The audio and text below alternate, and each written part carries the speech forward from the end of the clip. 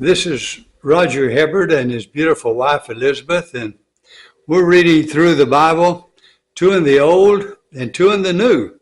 That gets us through the Old in a little over a year and through the New in less than a year. And we're in Esther. That's a great book. It's like a play that's being written. And old mean Haman now, who wants to kill all the Jews,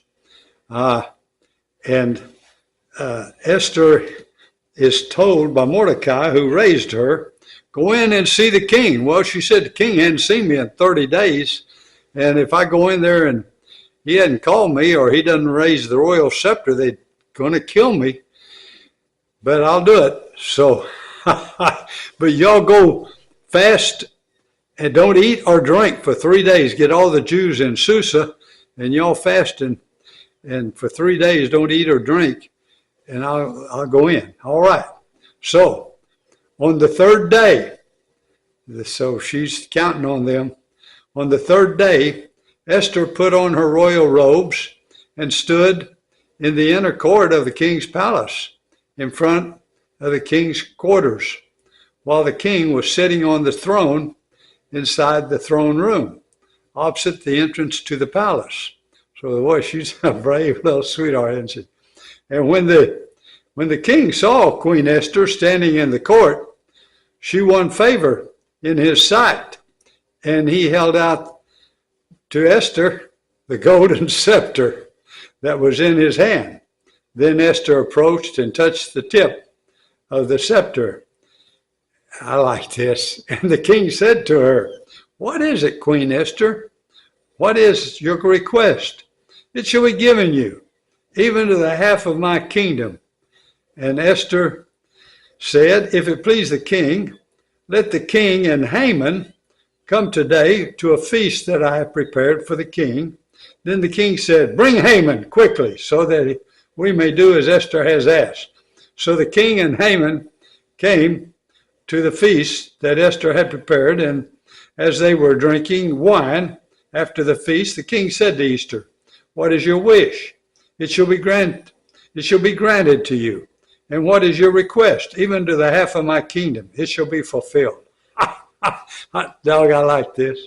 Then Esther answered, my wish and my request is, if I have found favor in the sight of the king, and if it please the king to grant my wish and fulfill my request, let the king and Haman come to the feast that I will prepare for them tomorrow, and I will do as the king has said. So Haman plans to hang Mordecai. And Haman went out that day joyful and glad of heart. But when Haman saw Mordecai in the king's gate, that he neither rose nor trembled before him, he was filled with wrath against Mordecai.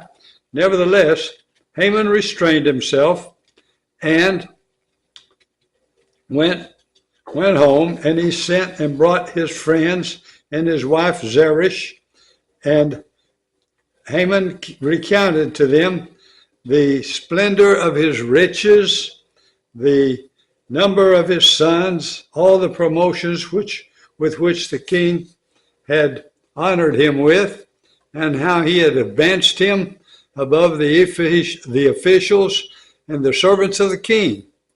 Then Haman said, even Queen Esther, let no one but me come in to the king to the feast she prepared.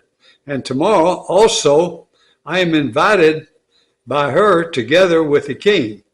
Yet all this is worth nothing to me as long as I see Mordecai, the Jew, sitting at the king's gate.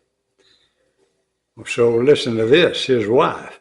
Then his wife Zeresh and all his friends said to him, let a gallows 50 cubits high be made.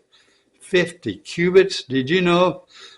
I think probably a cubit here is 1.5 feet. 50 cubits be 75 feet high. That's pretty big high. And in the morning tell the king to have Mordecai hanged upon it. Then go joyfully with the king to the feast. This idea pleased Haman, and he had the gallows made. Now, this is just my observation, but can you imagine they're going to build a 75-foot gallows. How much lumber and how much time and torches and all it's going to take to make that noise and build that gallows, that's going to keep, I might keep somebody awake. Tomorrow you'll see. That's going to be something.